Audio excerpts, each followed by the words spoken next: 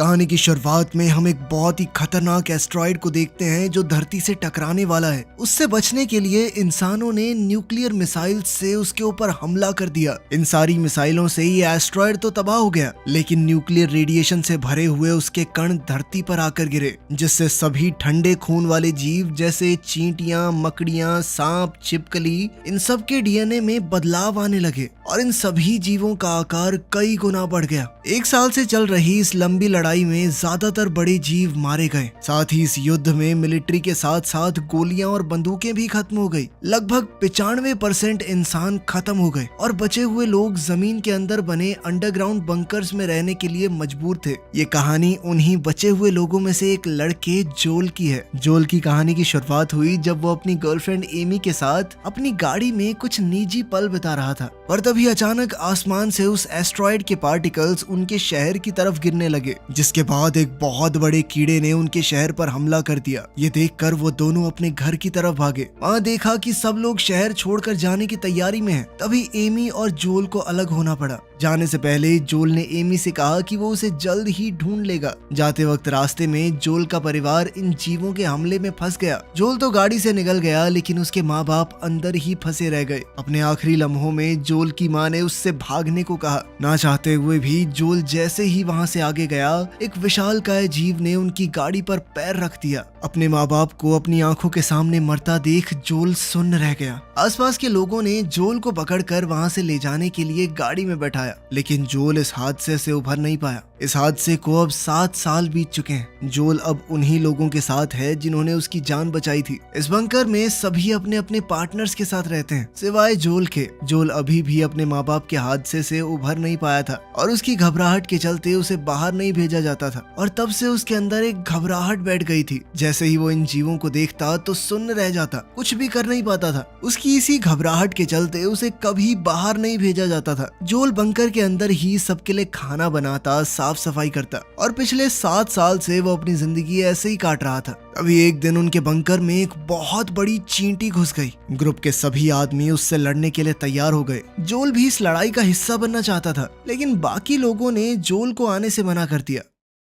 अब 4 लोगों का एक ग्रुप इस जीव को मारने गया और बाकी सभी लोग एक थर्मल कैमरा पर ये लड़ाई देख रहे थे। अब इन चारों में से एक को तो उस बड़ी चींटी ने पकड़ लिया। अपने साथियों को मुसीबत में देखकर जोल से रहा नहीं गया और जोल उन्हें बचाने के लिए वहां चला गया। तभी उसे उस बड़ी चींटी की परछाई दिखाई दी। उस चींटी के मुंह में उनका एक साथी था। ये देखकर जोल का डर उस पर हावी होने लगा और जोल अपनी जगह पर जम गया। जब ये विशालकाय चींटी उसकी ओर बढ़ी तो जोल ने अपनी आंखें बंद कर ली, और जब उसने अपनी आंखें खोली तो इस चींटी का सर जोल के पैरों में पड़ा था। ग्रुप के 2 लोगों ने इस चींटी का सर काट दिया। इस घटना से उभरने और अपना ध्यान भटकाने के लिए जोल किसी से रेडियो पर बात करने लगा। ये कोई और नहीं बल्कि एमी ही थी। एमी भी 7 साल पहले हुए उस हादसे में बच गई थी, लेकिन एमी की कॉलोनी यहाँ से बहुत दूर है और 7 साल पहले जब से वो अलग हुए हैं तब से मिल नहीं पाए। एमी को खोजने के लिए जोल ने काफी सारे स्टेशंस पर बात की और आखिरकार उसे ढूंढ ही निकाला। वो दोनों काफी खुशी से एक दूसरे से बातें कर रहे थे,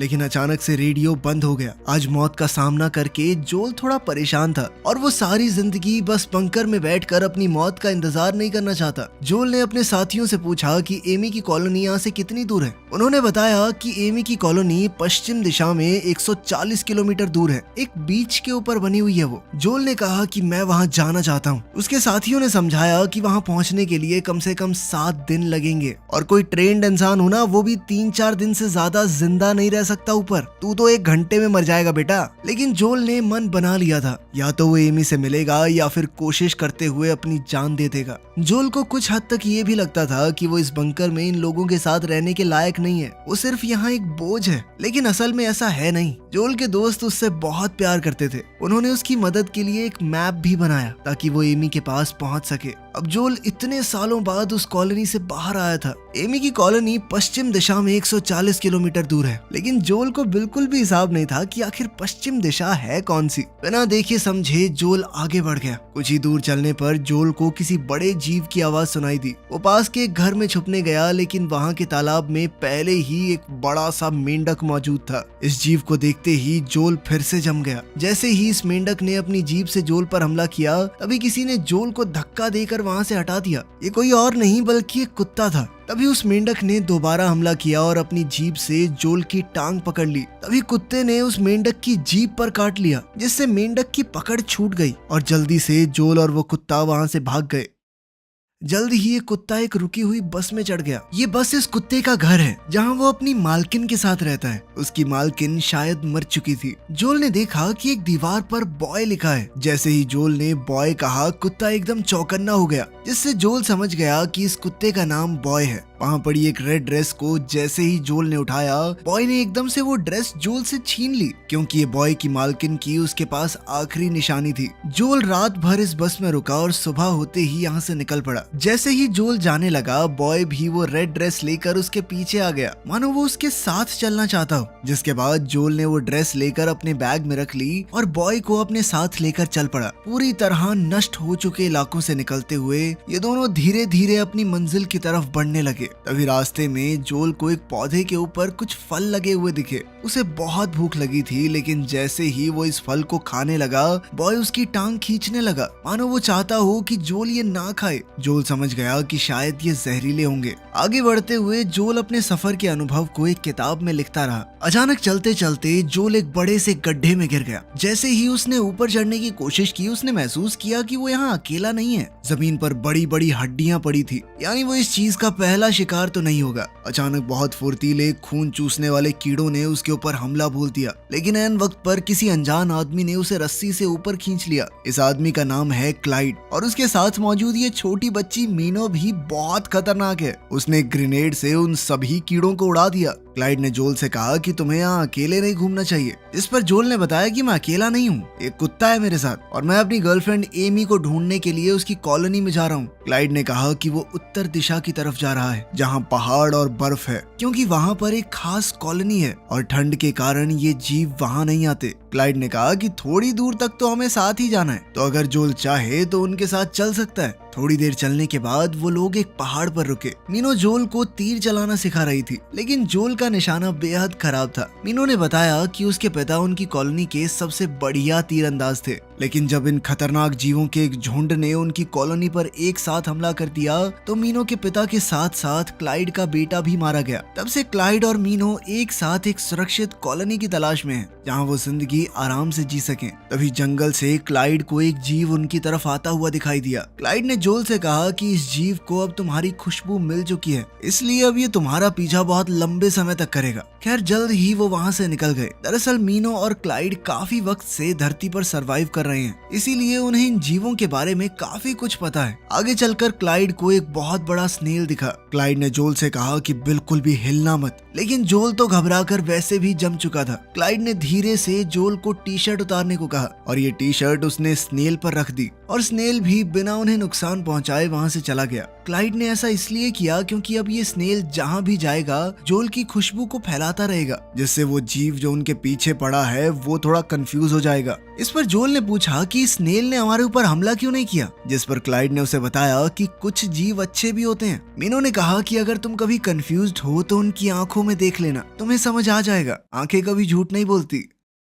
रात को वो लोग एक जगह रुके जहां उन्होंने खाना खाया, लेकिन जैसे ही वो आराम करने लगे क्लाइड ने उन्हें उठा दिया, क्योंकि उनके खाने की खुशबू से बाकी जीव यहां आ जाएंगे और अब यहां रुकना खतरे से खाली नहीं होगा। अगले दिन मीनो ने दोबारा से जोल को क्रॉसबो की ट्रेनिंग दी। मीनो ने कहा कि मन को बिल्कुल शांत करके तीर चलाओ और जोल जब भी ऐसा करता उसका हर एक तीर बिल्कुल निशाने पर लगता। मीनो ये देखकर बेहद खुश हो गई और जोल को गले लगा लिया। इस छोटी उम्र में अपने परिवार से दूर हो चुकी मीनो को अब जोल में अपना बड़ा भाई दिखने लगा था। खैर ऐसे ही कुछ दिन और बीत गए। क्लाइड और मीनो ने जोल को सभी जीवों से बचकर जिंदा रहना सिखाया। ऐसे पेड़ पौधों के बारे में बताया जिनसे जहरीले जानवरों के जहर का असर खत्म किया जा सकता है। सबके बारे में बताकर आखिर में उन्होंने धरती पर मौजूद सबसे खतरनाक जीव के बारे में बताया, जिसका नाम है सैंड गॉबलर। ये सैंड गॉबलर्स जमीन के अंदर चलते हुए किसी भी आवाज का बहुत सटीक तरीके से पीछा करते हैं, लेकिन इनमें भी सबसे खतरनाक होती है इनकी रानी, जो आकार में इनसे कई गुना बड़ी होती है और उसका एक पंख जमीन के ऊपर दिखाई देता है। अगर रानी को तुम्हारी जरा सी भी आवाज आ गई तो खेल खत्म। आज तक कोई भी सैंड गॉबलर रानी से भिड़कर जिंदा नहीं बचा। मीनो रोज जोल को क्रॉसबो की प्रैक्टिस करवाती रही और अब जोल दिन पर दिन बेहतर होता गया। अब 5 दिन बाद वो जगह आ ही गई जहाँ उनके रास्ते अलग होने वाले हैं। क्लाइड ने जोल से कहा कि तुम हमारे साथ ही चल पड़ो, तुम्हारा अकेले बच पाना थोड़ा मुश्किल है, साथ रहेंगे तो जिंदा रहने के चांस ज्यादा हैं। लेकिन जोल को बस एमी से मिलने की धुन सवार थी। उसके इस फैसले से मीनो बहुत दुखी थी। जोल ने उसे समझाया कि एमी मेरे लिए बहुत मायने रखती है। मीनो ने आखिरी बार जोल को गले से लगाया। वहीं क्लाइड ने जाते हुए जोल को एक ग्रेनेड दिया और कहा कि जब बहुत जरूरत पड़े तो ही इसका इस्तेमाल करना। इसकी पिन निकालने के बाद 5 तक गिनना और फिर फेंकना। याद रहे 5 तक गिनना है। अब दोनों खेमे अपने अपने रास्ते निकल पड़े। अब जोल और बॉय को 50 किलोमीटर की दूरी अकेले तय करनी है, लेकिन यह सफर बहुत मुश्किल होने वाला था। कुछ दूर चलने के बाद वो दोनों एक जगह पहुंचे जहां बॉय कुछ अजीब बर्ताव करने लगा और अब वो आगे नहीं जाना चाहता था।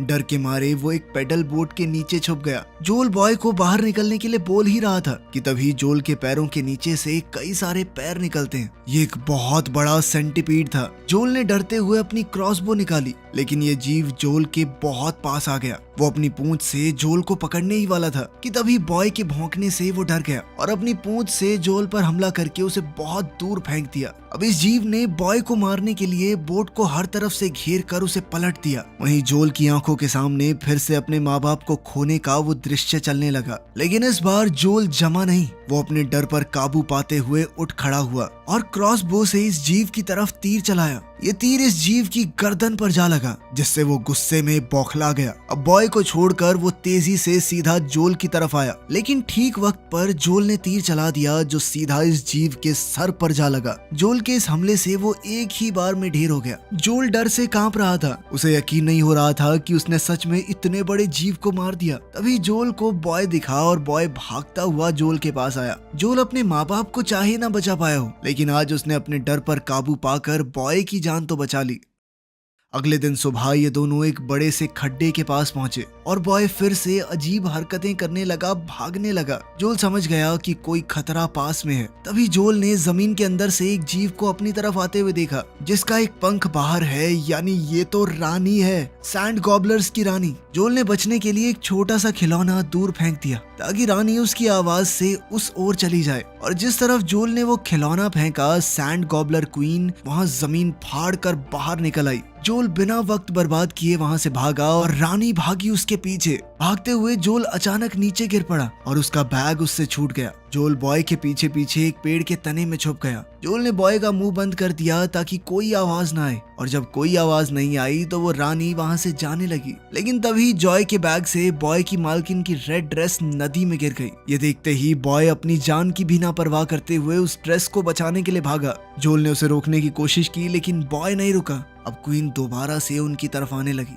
बॉय को बचाने के लिए जोल अपने बैग की तरफ भागा और वो ग्रेनेड निकाला। पिन निकाल कर जोल जैसे ही 5 तक गिनने लगा, ग्रेनेड उसके हाथ से फिसल गया। जैसे ही जोल ग्रेनेड उठाने लगा, क्वीन वहां आ गई और जोल पर अटैक कर दिया। लेकिन जोल ने वो ग्रेनेड जल्दी से हड़बड़ाकर क्वीन के मुंह में डाल दिया और खुद नदी में कूद गया। उसके इस हमले से क्वीन के चीथड़े उड़ गए। जोल खुशी से पागल हो गया, लेकिन वो बॉय से बहुत नाराज था। जैसे ही जोल पानी से बाहर निकला, उसने देखा कि लीच जैसे कुछ जीव उसके पूरे शरीर पर चिपक चुके हैं। घबराकर जोल इन लीचेस को एक एक करके अपने शरीर से निकालने लगा। साथ ही वो इस पूरी घटना के लिए बॉय को जिम्मेदार मानता है। जोल बॉय को डांट रहा था कि इस घटिया सी ड्रेस की वजह से हम दोनों की जान चली जाती। बॉय इस बात पर नाराज हो गया और जोल को अकेला छोड़कर चला गया। जल्द ही जोल लीचेस के जहर से लड़खड़ाने लगा। जहर की वजह से उसे भ्रम होने लगी, चीजें दिखने लगी। इस मदहोशी की हालत में वो थोड़ी दूर जाकर बेहोश हो गया। तभी उसे वो पौधा दिखा जो जहर को काट सकता है। जोल ने जल्दी से वो पौधा खा लिया और नशे की हालत में आगे बढ़ने लगा, लेकिन उसके अंदर ज्यादा चलने की हिम्मत नहीं थी। इसीलिए जोल एक जगह टिक कर बैठ गया। जिसके बाद अचानक से जोल को वहाँ एमी दिखाई दी। 7 साल बाद एमी को दोबारा देखकर जोल ने उसे देखते ही किस कर दिया और फिर दोबारा से बेहोश हो गया। जब होश आया तो उसने देखा कि जोल अब एमी की कॉलोनी में है। एमी को सच में अपने सामने देखकर जोल को बहुत खुशी हुई और हैरानी भी। एमी ने उसे आराम करने को कहा। जोल ने कहा कि इतने वक्त बाद तुम्हें दोबारा से चूम कर मुझे बहुत अच्छा लगा, लेकिन एमी ने बताया कि तुमने मुझे नहीं इस बुढ़े को किस की थी। इसके बाद एमी ने बताया कि उनकी कॉलोनी में कुछ लोग आए हैं जिनमें से एक जहाज का कैप्टन है और वो सब लोगों को एक सुरक्षित जगह ले जाना चाहता है। जोल को ये बातें कुछ अजीब सी लगी, लेकिन तभी एमी किसी काम से वहाँ से चली गई। जब जोल अपने कमरे से बाहर आया तो कॉलोनी की सुंदरता को देखकर दंग रह गया और साथ ही बाहर आने पर उसने एक बीच देखा। एमी की कॉलोनी अंडरग्राउंड तो है, लेकिन पीछे समुद्र होने की वजह से वो लोग सुरक्षित हैं, क्योंकि ये सारे जीव पानी पसंद नहीं करते। जोल को बाहर देखकर एमी उससे बात करने आई। तभी वो कैप्टन और उसके कुछ साथी भी वहाँ आ गए। एमी ने कैप्टन से जोल का परिचय करवाया और बताया कि ये 7 दिन का सफर तय करके यहाँ पहुंचा है। कैप्टन इस बात से काफी इम्प्रेस हुआ और उसने बताया कि पहले वो आर्मी में था और अब बचे हुए लोगों को अपनी शिप से एक बेस पर ले जाता है, जहाँ वो इन खतरनाक जीवों से दूर आराम से जिंदगी काट सकते हैं। जब जोल और एमी को अकेले बात करने का वक्त मिला तो जोल ने एमी से पूछा कि मैं इतनी दूर सिर्फ तुमसे मिलने आया हूँ, लेकिन तुम मुझे देखकर उतनी खुश क्यों नहीं लग रही। एमी ने बताया कि इन सालों में काफी कुछ बदल चुका है। उसने अपने माँ बाप को खो दिया और पिछले साल उस शख्स को भी जिससे वो बेहद प्यार करती थी। ये सुनकर जोल की दुनिया ही हिल गई। अब जोल को एहसास हुआ कि यहाँ आने से पहले उसे एमी से पूछना तो चाहिए था कि तुम मुझसे मिलना भी चाहती हो या नहीं, लेकिन एमी ने कहा कि ये उसकी गलती है। उसे रेडियो पर जोल को पहले ही बता देना चाहिए था सब कुछ, लेकिन एमी ने कहा कि मैं फिर भी खुश हूँ कि तुम यहाँ आए हो। अब हम कैप्टन के साथ जाकर हमेशा के लिए इन जीवों से छुटकारा पालेंगे और हम दोस्त तो रह ही सकते हैं। बंदा 140 किलोमीटर डायनासोर जैसे कीड़ों से लड़ते हुए जान हथेली पे रख के आया इसके लिए, और ये फ्रेंड जोन कर रही है। कैसी लुच्ची औरत है भाई ये। दोस्त तो रह ही सकते, दोस्त तो उसके वहाँ भी थे। जोल इस वक्त कुछ भी सोचने समझने की हालत में नहीं था। कुछ देर बाद जोल ने रेडियो से अपनी कॉलोनी से बात करने की कोशिश की, लेकिन बात नहीं हो पाई। तभी वो बूढ़ा आदमी जोल के पास आया और कुछ फल और बियर जोल को दी। ये एक नई जिंदगी की शुरुआत के लिए कैप्टन की तरफ से पूरी कॉलोनी के लिए गिफ्ट है। अब जोल ने वो मैप देखा जो उसके दोस्तों ने उसे दिया था। इस मैप के पीछे उन्होंने उसके लिए मैसेजेस लिखे थे, जिन्हें पढ़कर जोल भावुक हो गया और उसे समझ आया कि उसकी कॉलोनी के लोग उससे कितना प्यार करते हैं, और एक लड़की जिससे वो 7 साल से नहीं मिला था, उससे मिलने के चक्कर में वो उनको छोड़ के आ गया। तभी रेडियो पर जोल की कॉलोनी का एक मैसेज आया। वो सब जोल की आवाज सुनकर बेहद खुश हुए कि वो इतनी दूर पहुंच गया। जोल ने अपने साथ हुई सारी घटनाएं सुनाई, जिनसे वो सब बहुत हैरान थे कि जोल ने ये सब अकेले कैसे कर लिया। जोल ने उनसे पूछा कि वो सब कैसे हैं। तब उन्होंने बताया कि जोल के जाने के बाद वहाँ काफी बार हमला हुआ और वो कॉलोनी अब सुरक्षित नहीं है। तभी अचानक कनेक्शन टूट गया। अब जोल ने फैसला कर लिया कि वो अपने दोस्तों के लिए वापस जाएगा और उन्हें बिना लिए कैप्टन के साथ आगे नहीं बढ़ेगा। तभी अचानक जोल की नजर उन फ्रूट्स पर पड़ी जो उसे दिए गए थे। उन्हें देखकर जोल को कुछ याद आने लगा। जोल ने अपनी किताब खोलकर देखा कि ये तो वही फ्रूट हैं जिसे खाने के लिए बॉय ने मना किया था उसे। ये देखते ही जोल एमी के पास भागा, लेकिन बाहर सभी इन फ्रूट्स के नशे में झूम रहे थे। जोल ने एमी को समझाने की कोशिश की, लेकिन एक एक करके सभी लोग बेहोश होने लगे। तभी डायना ने पीछे से जोल पर हमला कर दिया। जब जोल होश में आया तो उसने देखा कि कॉलोनी के सभी लोग बंधे हुए थे। दरअसल इस कैप्टन का यही काम है, वो अलग अलग कॉलोनीज में जाकर वहाँ के लोगों का खाने पीने का सामान चुराते हैं। कैप्टन ने कहा कि जहाज को चलाने के लिए फ्यूल कहाँ से लाएं, इसलिए उन लोगों ने एक बहुत बड़े केकड़े को पकड़ रखा था जो उनके जहाज को खींचता है, और बदले में ये लोग जिन कॉलोनीज को लूटते हैं उनके लोगों को केकड़े का खाना बना देते हैं। जैसे ही कैप्टन ने रिमोट का बटन दबाया, एक काला साया समुद्र से उनकी ओर बढ़ने लगा। सभी लोग वहाँ से भागने की कोशिश करने लगे। तभी एमी ने पूरी ताकत से अपने हाथ खोलने की कोशिश की और वो कामयाब भी हो गई। इसी के साथ उसने जोल को भी छुड़ा लिया। एमी ने कहा कि मैं इन 3 लोगों से निपटती हूँ, तुम इस केकड़े को संभालो। अब एमी गेट का टुकड़ा लेकर उनमें से एक आदमी की तरफ गोलियों से बचते हुए भागी और उस पर हमला कर दिया, जिसके बाद वो दोनों ही बेहोश हो गए। दूसरी तरफ वो केकड़ा पास आ रहा था। जोल ने पास पड़ी एक रॉड उठाई और केकड़े की तरफ भागा। वो केकड़ा जैसे ही जोल पर कूदा, जोल ने अपनी रॉड से उसे मार कर उल्टा गिरा दिया। उल्टा गिरने की वजह से वो केकड़ा अब उठ नहीं पा रहा था। जैसे ही जोल उस केकड़े को मारने के लिए आगे बढ़ा, कैप्टन ने अपने रिमोट से उस केकड़े को बिजली का जोरदार झटका दिया, जिसके बाद वो केकड़ा झन्न से उठ खड़ा हुआ और उसने जोल पर जबरदस्त वार किया। जब एमी को होश आया, उसे अपने सामने डायना दिखी और इन दोनों के बीच लड़ाई शुरू हो गई, लेकिन डायना ने एमी को आसानी से हरा दिया। इधर वो केकड़ा जैसे ही जोल की तरफ बढ़ रहा था, अचानक बॉय वहां आ गया और उस केकड़े और जोल के बीच में खड़ा हो गया। वो केकड़ा बॉय को देखकर थोड़ा शांत हो गया। कैप्टन ने डायना से कहा कि इस कुत्ते को मार दो। जैसे ही डायना अपने हाथ में लगा रॉकेट लॉन्चर चलाने लगी, एमी ने उसके हाथ पर वार किया, जिससे डायना का निशाना चूक गया और वो ग्रेनेड सीधा उस केकड़े को जा लगा। इस हमले से केकड़े को बहुत चोट आई। अभी कैप्टन खुद नीचे आया और एमी को ऐसा मारा कि वो बेहोश हो गई। उधर ग्रेनेड लगने से वो केकड़ा बहुत गुस्से में आ गया था और वो कैप्टन को ही मारने उसकी तरफ बढ़ने लगा, लेकिन कैप्टन ने फिर से उसे शॉक दे दिया और वो केकड़ा फिर से जोल की तरफ मुड़ गया। उधर जोल ने बॉय को एमी के पास जाने को कहा उसकी सुरक्षा के लिए। बॉय ने किसी तरह एमी को जगाने की कोशिश की। मौका देखते ही वो तीनों चोर वहां से निकल लिए और ये जीव अब जोल के ऊपर एक के बाद एक हमला कर रहा था। तभी एमी को होश आया और उसने अपने सामने पड़ी ग्रेनेड गन उठा ली। अब इस जीव ने जोल को उसकी टांग से पकड़ लिया। जोल ने एमी से वो गन मांगी। जल्दी से एमी ने उसे बंदूक दी और जोल ट्रिगर दबाने ही वाला था, पर तभी उसने केकड़े की आंखों में देखा। जोल को अचानक मीनों की बात याद आई कि किसी भी जीव की आंखों में देखकर बताया जा सकता है कि वो बुरा है या नहीं। इस जीव की आंखों में जोल को सिर्फ दर्द दिखाई दिया, जो उस चेन से हो रहा था, जिसकी मदद से उसे बार बार शॉक दिया जा रहा है। जोल ने चेन की तरफ निशाना लगाया और केकड़े को आजाद कर दिया, जिसके बाद केकड़े ने जोल के ऊपर बिल्कुल हमला नहीं किया। जैसे ही जोल नीचे गिरा, एमी उसके पास आ गई। तभी वो केकड़ा भी जोल के पास आने लगा, लेकिन पास आकर ऐसे रुक गया मानो वो जोल को अपनी आजादी के लिए शुक्रिया कहना चाहता हो। और फिर वो कैप्टन के जहाज की तरफ बढ़ने लगा। कैप्टन इस वक्त जहाज पर पहुंच चुका था। उसने अपने रिमोट से केकड़े को शॉक देने की कोशिश की, लेकिन कुछ भी नहीं हुआ। अब वो समझ चुका था कि उसकी टाएं टाएं फिस होने वाली है। इसके बाद वो केकड़ा एक एक करके उन तीनों को जिंदा निकल गया और साथ ही उनके जहाज को भी तबाह कर दिया। ये सब हो जाने के बाद जोल अब अपनी कॉलोनी वापस जाने के लिए तैयार हो गया, लेकिन जोल ने जिस बहादुरी से एमी और उसकी पूरी कॉलोनी की जान बचाई थी, ये देखने के बाद एमी दोबारा से जोल को पसंद करने लगी थी और उसने जोल को रुकने के लिए कहा। लेकिन जोल ने कहा कि मेरे दोस्तों को मेरी जरूरत है, इसीलिए मुझे तो जाना ही होगा। जोल ने एमी को इन जीवों से लड़ने के लिए अपनी लिखी हुई किताब दी, जिसके अंदर उसने इन सब की कमजोरियां लिखी हुई हैं। जोल ने एमी को शुक्रिया कहा, क्योंकि उसी के कारण जोल यहाँ तक आया और इस सफर ने उसकी जिंदगी बदल दी। जाते हुए जोल ने हिम्मत करके